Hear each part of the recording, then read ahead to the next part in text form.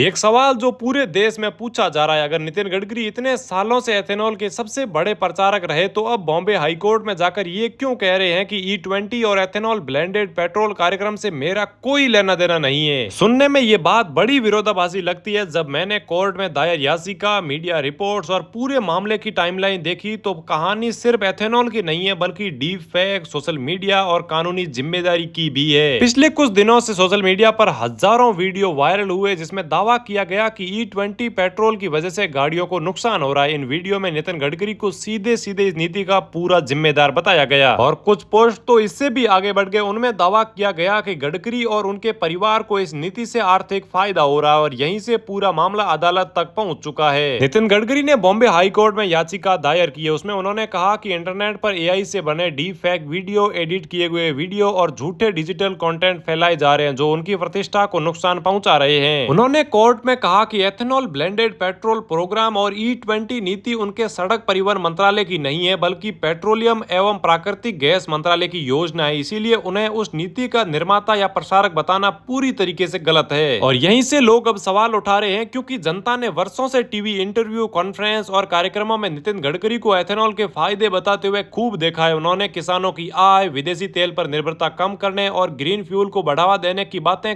कई बार सार्वजनिक मंचों पर कही है। इसीलिए अब बहुत सारे लोग ये सवाल पूछ रहे हैं कि अगर आप इस नीति का सार्वजनिक चेहरा थे तो आज कोर्ट में दूरी क्यों दिखाई जा रही है। लेकिन यहाँ कानून और राजनीति दोनों अलग अलग चीजें हैं। कानून में अदालत ये देखती है कि नीति किस मंत्रालय के अधिकार क्षेत्र में है और किसके पास प्रशासनिक जिम्मेदारी है, जबकि राजनीति में जनता अक्सर उस नेता को याद रखती है जो उस नीति का सबसे बड़ा सार्वजनिक चेहरा दिखाई देता है। और याचिका में गडकरी ने यह भी कहा कि उनका उद्देश्य सरकार की आलोचना रोकना नहीं है। लोगों को सरकारी नीतियों का आलोचना कर सकते हैं लेकिन झूठे आरोप, डीप फेक या ये कहना कि उनके परिवार ने इससे पैसा कमाया है, ऐसी बातों को उन्होंने मान हानिकारक बताया है। और नितिन गडकरी ने मेटा, एक्स, गूगल और कुछ अज्ञात लोगों के खिलाफ कार्रवाई की मांग की है। साथ ही IT मंत्रालय और दूरसंचार विभाग को भी पक्षकार बताया गया है और हाईकोर्ट ने उन्हें सिविल मुकदमा दायर करने की अनुमति दी है। रिपोर्ट्स के अनुसार उन्होंने कथित मानहानि के लिए 11 करोड़ रुपए के हर्जाने की मांग की है और मामले की अगली सुनवाई की डेट निर्धारित की गई है। तो अब असली सवाल अदालत तय करेगी कि क्या सोशल मीडिया पर वायरल कंटेंट वास्तव में डीप फेक और मान हानिकारक था या फिर वह सार्वजनिक बहस और आलोचना की सीमा में आता है। लेकिन एक बात तय है कि E20 पर चल रही बहस अब सिर्फ पेट्रोल तक सीमित नहीं रही है बल्कि फ्री स्पीच, डीप फेक और जिम्मेदारी तीनों का मामला बन चुकी है। अब देखते हैं अदालत आगे क्या फैसला लेती है। हो सकता है हमारा वीडियो भी उड़ जाए। बाकी साथियों, आप लोग क्या सोचते हो इस पूरे मामले के ऊपर कमेंट करके अपनी राय जरूर से बताइएगा।